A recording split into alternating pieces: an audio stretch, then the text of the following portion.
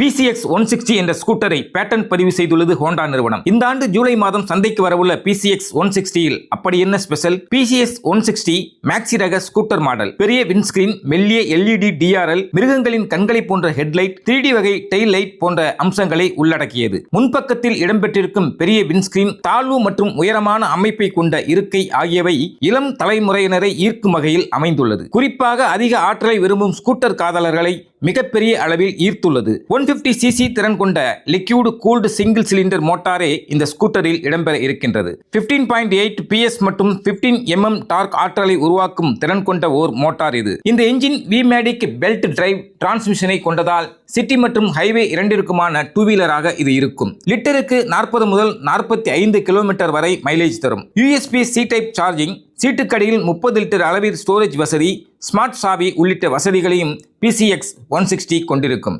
ஆக look, engine மற்றும் mileage என அனைத்திலும் சிறந்த ஸ்கூட்டராக PCX 160 இருக்கும். விலை 1,20,000 வரை.